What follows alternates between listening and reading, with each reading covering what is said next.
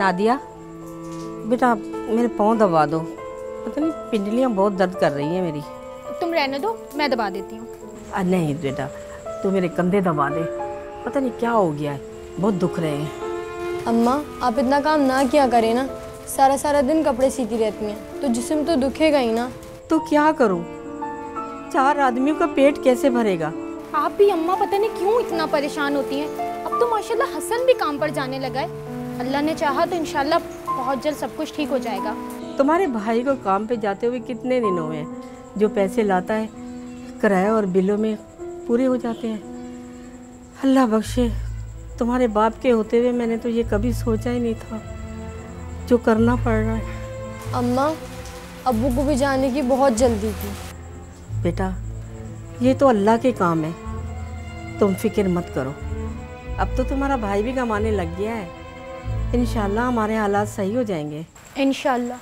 बारिश भी लगता है अम्मा रुक गई।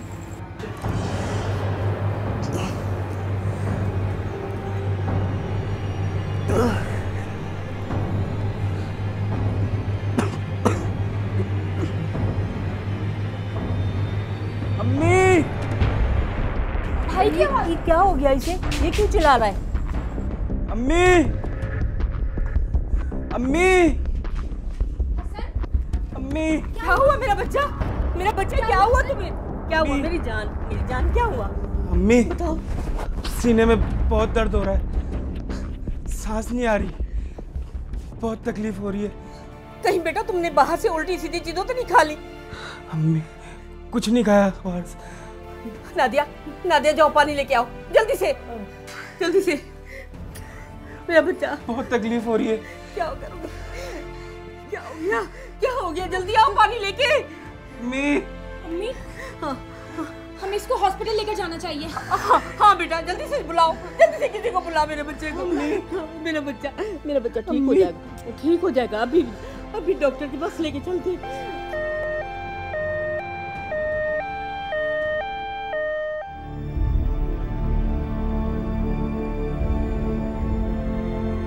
सायरा सबसे पहले आपके भाई के हवाले से बात करते हैं, कुछ थोड़ा सा बताएंगी क्या हुआ था।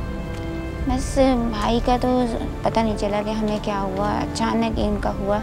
अच्छे खासे ठीक ठाक था बिल्कुल, कभी भी कुछ भी नहीं हुआ। कुछ भी नहीं हुआ था कभी भी, उसको बिल्कुल ठीक ठाक जाए। एक बच्चा ठीक ठाक चल फिर रहा हो, बाहर काम कर रहा हो, तो अचानक उसको ऐसा हादसा हो जाए तो सब बहुत टेंशन में आ जाते हैं। अचानक ही वो कमरे में गए हैं, बस लेटे एकदम तबीयत उनकी ख़राब हुई है। क्या तबीयत खराब हुई थी?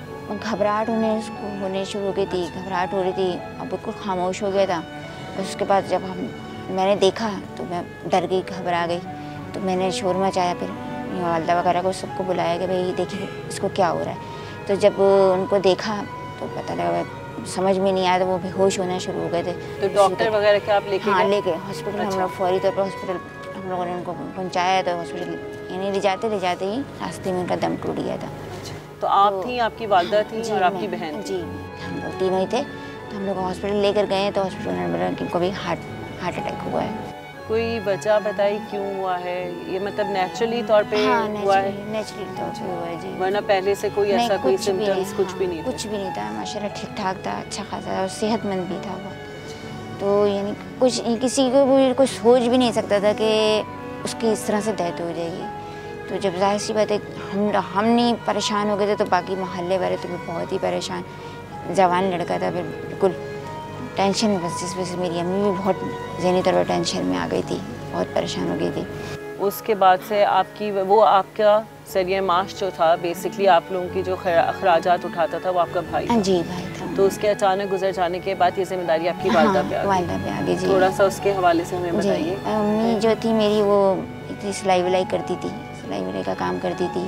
बाकी ये कि उनका यही होता था सिलाई का काम करना, मोहल्ले की और बुटीक वालों की, इस तरह से वो सारा दिन काम में लगी रहती थी, काम कर कर। अच्छा, आपकी उम्र में और आपके भाई की उम्र में कितने साल का फ़र्क था? हम लोगों की उम्र में तकरीबन 5 साल 6 साल का। तो जब उसका अचानक से इस तरह से इंतकाल हुआ, तो आपने अपनी तालीम का सिलसिला जारी रखा या आपने नहीं रखा? जारी रखा था, क्योंकि हमारा वालदा हमारी चाहती थी कि हम लोग पढ़ें। हाँ। तो इसकी वजह से हमारी अम्मी ने दिन रात मेहनत की, काम किया, काम करके जैसे तैसे भी उन्होंने हमें तालीम ज़रूर दिलवाई कि भाई ताकि हमारी तालीम ना रुके।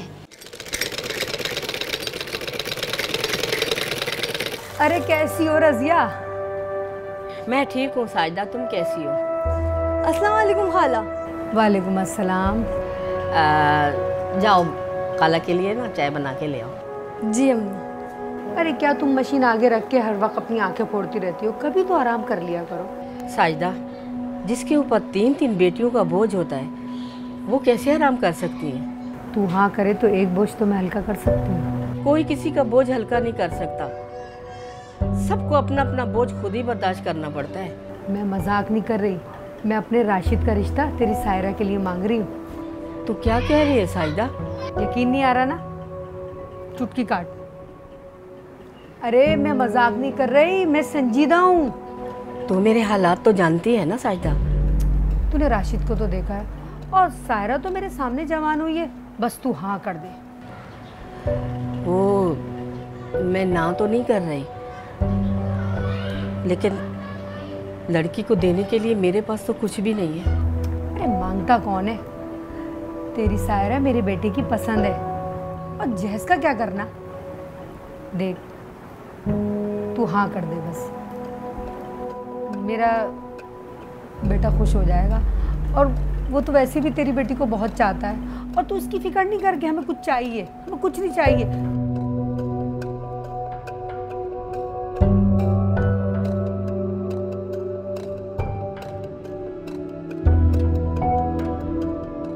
सायरा, आपकी शादी रिश्तेदारों में हुई थी? शादी रिश्तेदारों में नहीं हुई थी, हमारे जो मोहल्ले में एक आंटी रहती थी, खाला यानी सब बोलते थे उनको, वो मेरी वालदा के पास रिश्ता लेकर आई थी मेरा। तो इस तरीके से मेरी शादी उन्होंने तय करवाई थी। अच्छा, तो उन्होंने आपका रिश्ता तय करा दिया? जी। तो आप लोगों को उन पर मुकम्मल तौर पे यकीन था कि सही जगह इन्होंने रिश्ता तय कराया है, या आप लोगों ने खुद अपनी तरफ से कोई छानबीन की थी? नहीं, अम्मी ने की भी थी छानबीन भी, अम्मी ने कुछ करवाई थी। बाकी ये कि ये था कि अम्मी को भरोसा भी था, सिर्फ मोहल्ले में रहने वाली थी। उनका काम ही था रिश्ते उनका काम ही ये था कि वो रिश्ते करवाती थी, और काफ़ी रिश्ते उन्होंने पहले भी लगवाए थे, इसलिए अम्मी ने भी भरोसा करके जो वो कर दी शादी ना। तो सायरा, आपने शादी अपनी वालदा की पसंद से की? जी बिल्कुल। उसके बाद जब आपकी शादी हो गई तो कैसे हालात रहे? घर की एनवायरनमेंट कैसी थी? शौहर कैसे थे?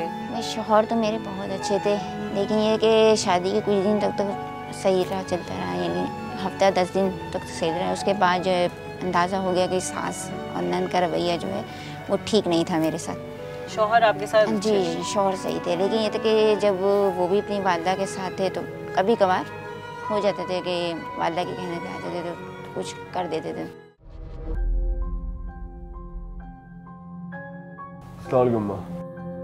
वालेकुम अस्सलाम।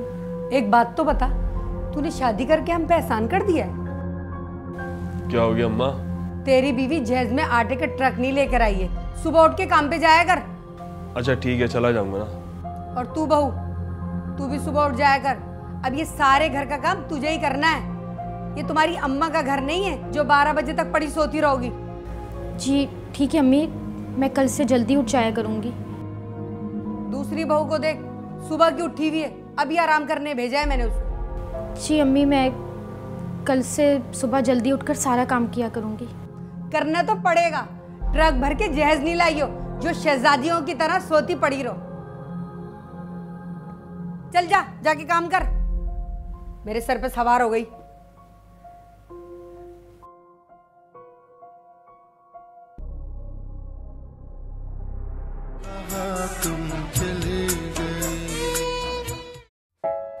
ये अम्मा को क्या हो गया है? क्या हो गया?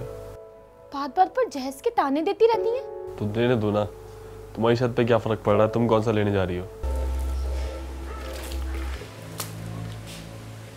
लो देख लो इसे, अम्मा देख रही कैसी महारानी बन के जा रही है।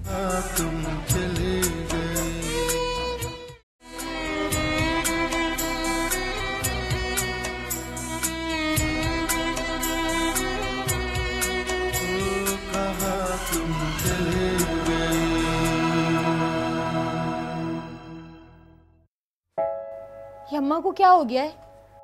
क्या हो गया? बात बात पर जहेज के ताने देती रहती हैं। तो देने दो ना, तुम्हारी छत पे क्या फर्क पड़ रहा है? तुम कौन सा लेने जा रही हो? हमारे हालात उनको शादी से पहले से ही पता थे। ये घर में जितना भी सामान देख रही हो ना, ये सारा नासरा भाभी का जहेज है। तो मैं क्या करूं? वो दूसरी बहू भी मालदार लेके आना चाह रही थी। तो ले आती। मना किसने किया था? मैंने। मुझे तुम जो पसंद आ गई थी। तुम्हारी वजह से मुझे बातें सुनने को मिलती हैं। काम पर तुम नहीं जाते हो, बातें वो मुझे सुनाती हैं। सारा गुस्सा उनका दिन भर का मुझ पर उतरता है। चल कोई बात नहीं ना, मेरी खातिर सुन लिया करो। उनका तो काम है बोलने का, तुम्हें पता तो है यार।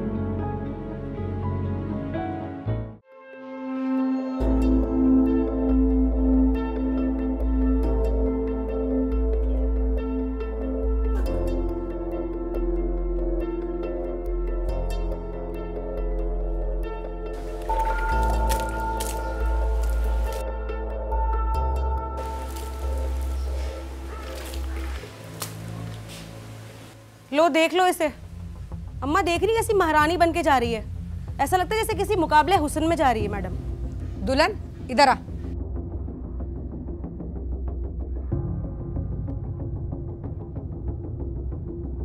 ये क्या है? कहाँ क्या है? अच्छा, लगता है तुमने आईना नहीं देखा। ये घर है, यहाँ काम होता है। और ये इतना बन संवरने की क्या जरूरत है? किसको दिखाना है? जी वो मैं अम्मा के घर जा रही थी। अम्मा से इजाजत ली थी? हाँ, मैंने राशिद से पूछ लिया था। राशिद? ये राशिद तुम्हारे मोहल्ले का कोई लड़का है या रिश्तेदार है जिस तरह नाम ले रही हो अपने शौहर का? राशिद। बहू सलीका सीखो।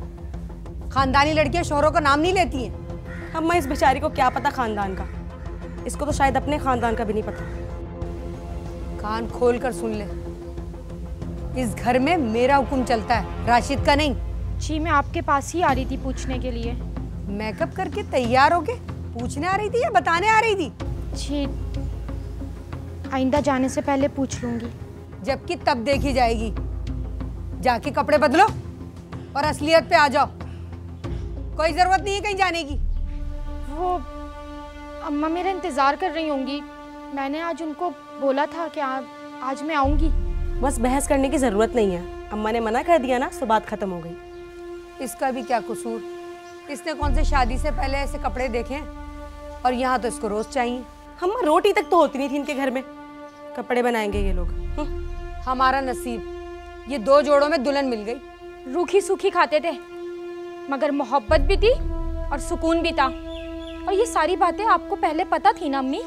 हाँ पता था, लेकिन तूने राशिद पे डोरे डाल के उसको दीवाना बना रखा था, तो शादी करनी पड़ी।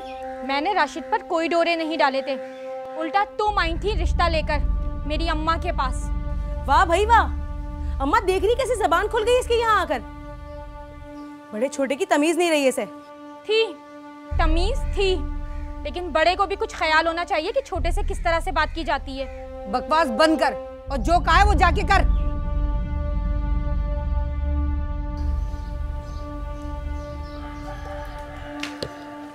अम्मा इसके मुंह मत लगा करो तुम।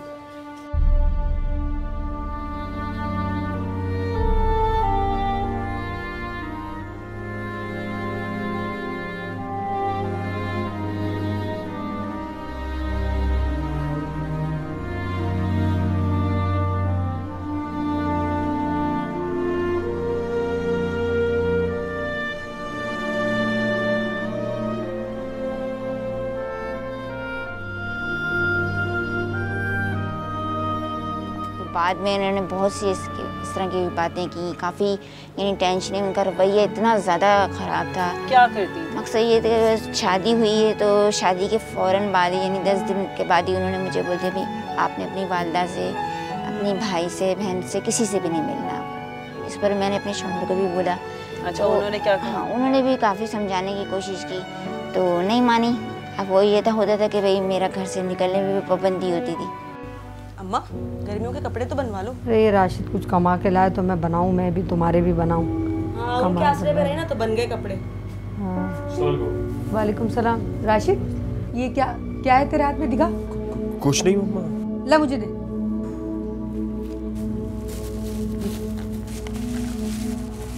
क्या है अम्मा? अम्मा सैंडविच, मेरा इतना दिल कर रहा था खाने को, तुम्हारे भाई तो लाकर नहीं देते मुझे। क्यों, घर में खाना नहीं बनता या तेरी बीवी को तेरे ससुराल की तरह सूखी रोटी मिलती है? वो अम्मा अम्मा भाई को क्यों डांट रही हो? फरमाइशी प्रोग्राम होगा ना। हाँ हाँ, बर्गर फैमिली से आई है शहजादी। उसको समझा देना कि इस घर में कैसे रहना है। बड़ी जबान चलने लगी है उसकी। अम्मा क्या हुआ? वैसे राशिद भाई बुरा मत मानना, मैंने तो तुम्हारी बीवी की ज़बान आज सुनी है। तौबा तौबा, जो अल्फाज उसने बोले हैं ना, वो तो हम मम्मा को बोलने का सोच भी नहीं सकते। अगर तूने उसको ना समझाया और आइंदा उसने जबान चलाई तो मैं उसकी जबान काट के हाथ पे रख दूंगी। अम्मा कुछ बताओगी भी कि क्या हुआ या बातें सुनाती रहोगी? राशिद भाई तुम कमरे में तो जाओ, सब कुछ खुद बताएगी। मैं तो उसकी बातें दोहरा भी नहीं सकती। जा अपनी बेगम के पास जा तू। अरे ले तू सैंडविचेस का। अम्मी से क्या बात हुई थी तुम्हारी? तो आते ही आपको सब कुछ पता चल गया? यार मैंने तुम्हें पहले भी समझाया था कि अम्मी और भाभी से कुछ कहने की जरूरत नहीं है तुम्हें। मैंने कुछ नहीं कहा, मैं तो बस तैयार होकर निकली कि एकदम से देखकर भड़क उठी। राशिद, सब्र की भी हद होती है। बात बात पर वही गुर्बत के ताने, बात बात पर जहेज के ताने, और उस पर तेल का काम करती है तुम्हारी भाभी। तो खामोश रहती, जवाब देना जरूरी था क्या? मैंने कोई जवाब नहीं दिया। मैं तो तैयार होकर बस अम्मी क्या जा रही थी, फौरन मना कर दिया। तो गई नहीं? कैसे जाती, निकलते ही उन्होंने शुरू हो गई वो, और वही सारी बातें। क्या करूं, अम्मी क्या भी नहीं जा सकती? शादी कर कर लाए थे तुम मुझसे।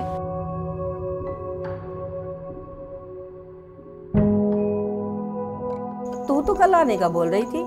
हाँ बोला तो था, मगर वो साजदा खाला है ना, उन्होंने मना कर दिया। क्यों? उसने क्यों मना किया? उनकी मर्जी।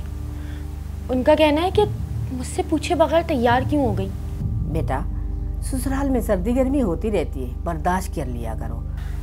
पर अम्मी मैं तो कभी कुछ बोलती ही नहीं हूँ, पता नहीं क्यों दोनों सास बहू मेरे पीछे पड़ी रहती हैं। अच्छा अच्छा, सब्र कर।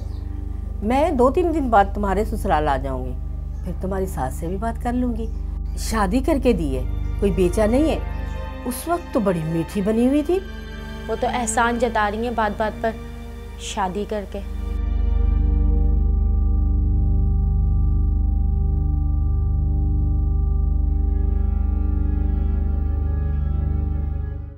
काम की ज़्यादती बहुत ज़्यादा काम की ज़्यादती होती थी। और दूसरा ये कि बात बात पे ताना मारना। किस बात का ताना? जहेज़ नहीं था मेरी शादी में, क्योंकि मेरी वालदा के हालात ऐसे नहीं थे कि वो मेरा जहेज़ अफोर्ड कर सकती।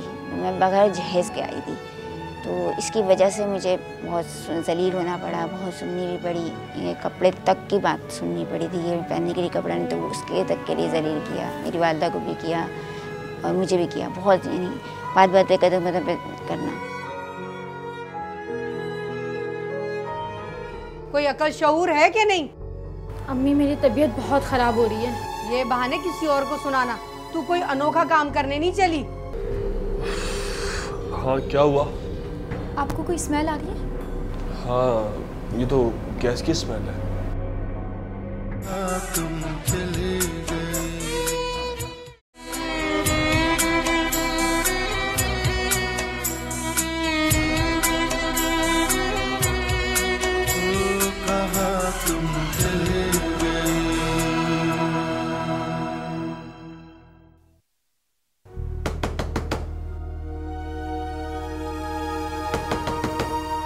बहू उठ जा।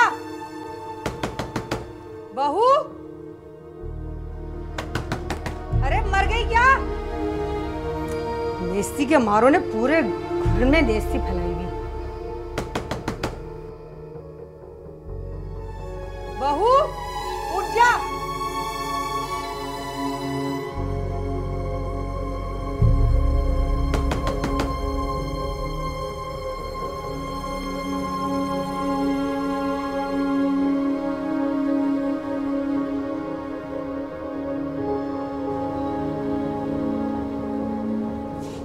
कोई अकल शऊर है कि नहीं? अम्मी मेरी तबीयत बहुत ख़राब हो रही है। ये बहाने किसी और को सुनाना। तू कोई अनोखा काम करने नहीं चली? ये भी अब तक सो रहा है? क्या इसकी भी तबीयत खराब है? अगर ये ठीक होता ना तो बहू ढंग की होती। ये खड़े खड़े क्या वजीफा कर रही है? चल उठ के काम कर, चल।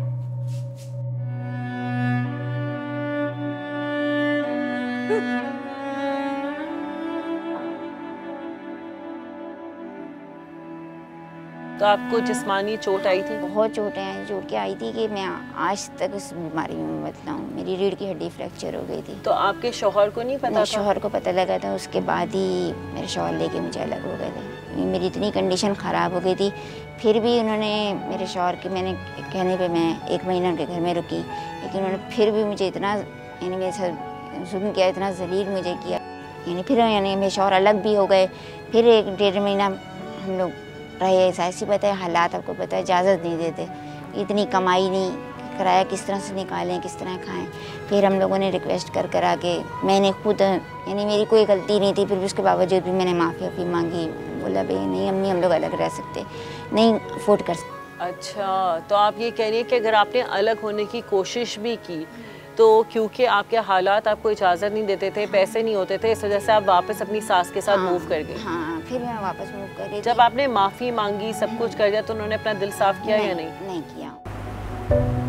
शाम को ज़रा जल्दी घर आ जाया करें, कुछ पता नहीं होता है अचानक कब तबीयत ख़राब हो जाती है। अरे अम्मा और भाभी है ना घर पर, घबराती क्यों? उनके सामने अगर मैं मर भी जाऊँ ना तो उनको कोई परवाह नहीं होगी। अच्छा ठीक है, मैं आ जाऊँगा। तुम मुझे भी 1 कप चाय बना कर दे दो ताकि फिर मैं जाऊँ। सब बहुत सख्त दर्द हो रहा है। लाती हूँ।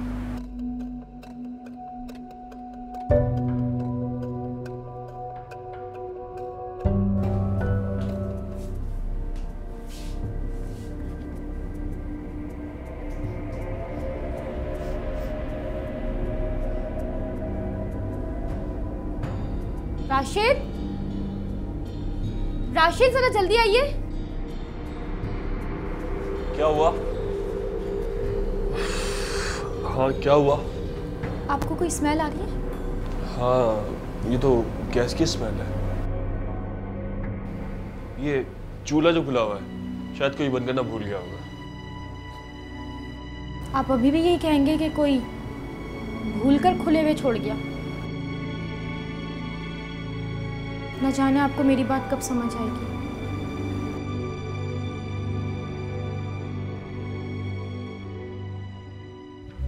तुम दोनों यहाँ बैठे हुए हो, कान खोल के सुन लो। तुम क्या हो गया अम्मा? सुबह मेरी बर्दाश्त खत्म हो गई है।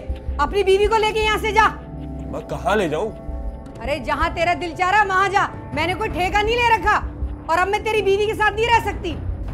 ऐसा क्या हो गया? क्यों बिना वजह में सुबह गुस्सा कर रही हो? अरे तेरी बीवी जहेज कहाँ लेकर आई है?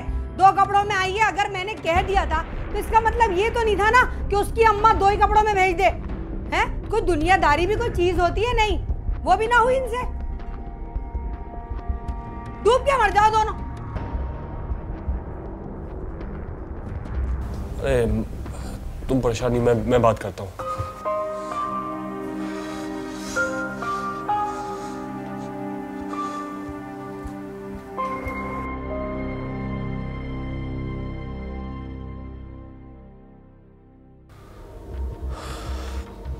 अरे यार तुम मेरी बात समझने की कोशिश करो।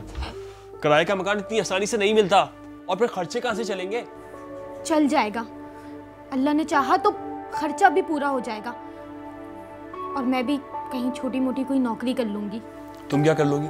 किसी फैक्ट्री में मुलाजमत कर लूंगी, और कुछ नहीं तो घर बैठकर कपड़े सी लिया करूंगी। मैं आपसे कुछ कह रही हूँ, आप सुन रहे हैं या नहीं? अरे यार सोचने तो दो। ये सब इतना आसान नहीं है। दिन रात मेहनत करनी पड़ेगी, उसके बाद कहीं जाके गुजारा होगा, वो भी बड़ी मुश्किल से। हो जाएगा, अल्लाह ने चाहा इंशाल्लाह सब कुछ हो जाएगा। और अब तो माशाल्लाह अपना ज़िशान भी बड़ा हो रहा है, उसको भी कहीं काम पर लगवा देंगे। बस आप जल्द अज जल्द कोई छोटा मोटा किराए का मकान देख लें।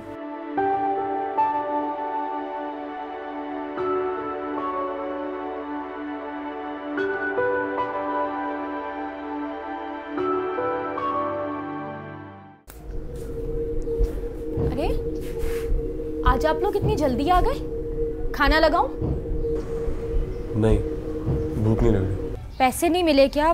घर का किराया नहीं दिया अभी तक? मैं अब घर का किराया नहीं दूंगा। किराया नहीं दूंगा? क्या मतलब? मुझे कंपनी का कर्जा भी उतारना है। मुझे वहाँ बातें सुनने को मिलती हैं। तुम चले गए।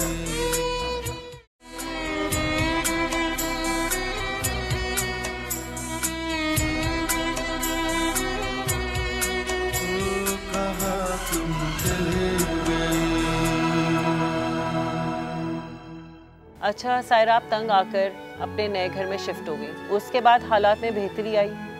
उसके बाद कुछ दिन तक तो सही रहा, लेकिन जाहिर सी बात है, आपको पता महंगाई है, बहुत परेशानी है, तो एक बंदे के करने से कुछ नहीं हो रहा था। तो दोनों मियाँ बीवी ने मिलकर हम लोगों ने डिसाइड किया कि हम लोग जॉब करेंगे। तो मैंने भी जॉब करना शुरू कर दी, मेरे शौहर ने भी जॉब करना शुरू कर दी। फिर उधर उन्होंने यानी तरीके से काम किया। उस दौरान मेरा बच्चा भी जो था वो थोड़ा समझदार हो गया था, बड़ा हो गया था, तो घर के हालात शुरू से देखता हुआ आ रहा था वो भी। तो उसने भी देखा, तो उसने भी साथ देने के लिए बच्चे ने भी जॉब करना शुरू कर दी। उसने अबू के साथ ही मिलकर जॉब कर, क्योंकि मैंने तो बिल्कुल साफ कह दिया था कि मैं अब नौकरी नहीं कर सकती, क्योंकि मेरी कंडीशन वैसी ही ख़राब थी, क्योंकि मैं जिस सीढ़ी से धक्का दिया था तो मेरी कमर की प्रॉब्लम हो गई थी, जिसकी वजह से मैं वैसे ही चल फिर नहीं सकती थी। काम करने में तो मुझे बहुत प्रॉब्लम हो रही थी। मैंने इस वजह से भी मना कर दिया कि मैं नौकरी नहीं करूँगी। तो जब मैंने बोला तो फिर उन्होंने भी, जाहिर सी बात है, फिर तो लोड शौहर के ऊपर ही पड़ता है घर का, तो फिर उन्होंने मेहनत भी करना शुरू कर दी। उसके बाद यही था कि दोनों मेरे बाप बेटे मिलकर काम करना शुरू कर दिया था इन लोगों ने। और ऐसे ही एक दिन आए घर पे, परेशान थे बहुत ज़्यादा।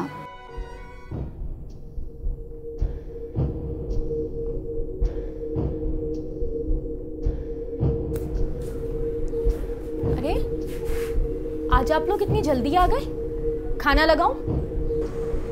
नहीं, भूख नहीं लग रही। भूख नहीं है? क्या बात है, आप लोग परेशान नजर आ रहे हैं। हाँ अम्मा, कंपनी में नुकसान हो गया आज बहुत बड़ा। नुकसान हो गया? कैसा नुकसान? औरंगी टाउन में जिस पार्टी को माल देते थे वो माल लेके भाग गई। अब कंपनी में तो हमारी जिम्मेदारी है ना। वो लोग तो पुलिस के हवाले कर रहे थे। बड़ी मुश्किल से मैनेजर साहब ने जमानत लेके जान छुड़ाई है। अल्लाह मैनेजर साहब का भला करे। इस शर्त पे छोड़ा है कि मेरी सारी तनख्वाह कटेगी और ज़िशान की तनख्वाह में से भी सिर्फ इतने पैसे बचेंगे कि हम मकान का किराया दे सकें। ऐसा कैसे होगा? यही मेरी समझ में नहीं आ रहा कि अब होगा क्या। जब हम दोनों की तनख्वाह नहीं बचेगी तो ऐसे कैसे चलेगा। इसी तरीके से तो अखराजात आपने कैसे संभाले, कैसे गुजारा किया? वही है कि आगे क्या कर सकते हैं, जाहिर सी घर का सामान जहाँ तक बेच सकती थी मैंने बेच दिया। जितना सामान था घर का सब एक एक चीज़ में बेच चुकी। आपने फिर ये नहीं सोचा कि मैं शायद कोई नौकरी करना शुरू नहीं, करूँ? असल मेरी पोजीशन ऐसी नहीं थी। आप कह रही हैं आपकी तबीयत खराब मेरी खराब थी, मेरी कीमत मैं करनी ही नहीं सकती थी। बस उसके बाद यही कि जैसे तैसे गुजर बसर होने लगा। फिर बच्चा भी मेरा जो वो थोड़ा सा चिढ़ने से लग गया, बागी होने लग गया। घर के हालात से बदतमीज़ी, मेरे से भी बहुत बदतमीज़ी, अपने अब्बू से भी बहुत बदतमीज़ी, बहुत ज़्यादा, यानी बात बात पे जलील करना। और ऐसे ही किराए में भी थोड़ी सी परेशानी हो गई, तो मैंने बेटे से भी बोला, मैंने बोला भाई किराया मांग रहे मालिक मकान, तो क्या करना कराएगा। तो उसने मुझे बोला कि भाई आप अपना जो आपका बचा कुछ सामान है आप जहाँ मर्जी लेके जाओ, आप रोड पे बैठो, फुटपाथ पे बैठो, कहीं पे भी बैठो, मेरे से सरोकार नहीं है, मैं आपको किराए के पैसे नहीं दूँगा।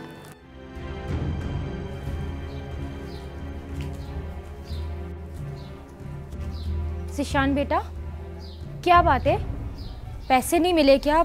घर का किराया नहीं दिया अभी तक? मैं अब घर का किराया नहीं दूंगा। किराया नहीं दूंगा? क्या मतलब? मुझे कंपनी का कर्जा भी उतारना है, मुझे वहाँ बातें सुनने को मिलती हैं। मगर मैं कहाँ से दूंगी किराया? घर का खर्चा ही बहुत मुश्किलों से चलता है। मुझे नहीं पता, कहीं से भी दो, छोड़ दो वरना मकान। कैसी बातें कर रहा है मेरा बच्चा? मकान छोड़ देंगे तो हम कहाँ रहेंगे? कहीं पर भी रहो, भले से सड़क पे क्यों ना रहना पड़े, मैं घर का किराया नहीं दूंगा।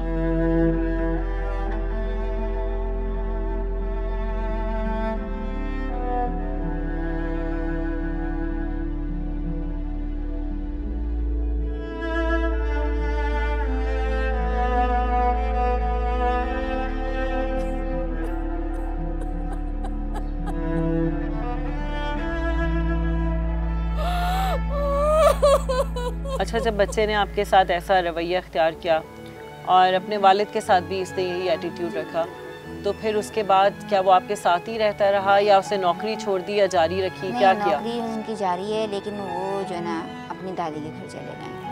अपनी दादी के पास जाके रह रहे हैं, वहीं उनकी है। वो कभी आते हैं कभी नहीं आते, मर्जी है उनकी, कोई वो नहीं है ये चक्कर लगा लिया कर लिया, नहीं, कोई नहीं, ना उनको परवाह भी नहीं है मेरी माँ ने कुछ खाया पिया, किस हालत में है, किस में नहीं है। मैं काफ़ी बीमार भी हूँ, तो ये भी उसको पता है अच्छी तरीके से कि मेरी क्या कंडीशन है।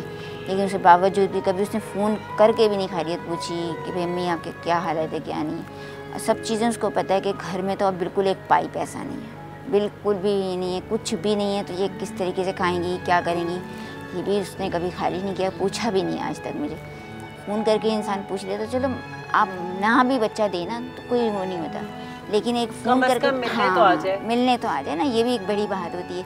एक आध दफ़ा बीच में जब आया तो मैं इतनी यानी तकलीफ़ में थी, बीमारी में थी, मैंने उसको बोला भी, मैंने कहा देखो बेटा, जब मैं मर जाऊंगी ना तो तुम्हें इस बात का एहसास होगा कि माँ क्या चीज़ होती है। इस वक्त हमने सायरा की कहानी उनकी खुद की ज़बानी सुनी। इस वक्त मुझे गुस्सा भी आ रहा है और अफसोस भी हो रहा है और कुछ शर्मिंदगी भी हो रही है।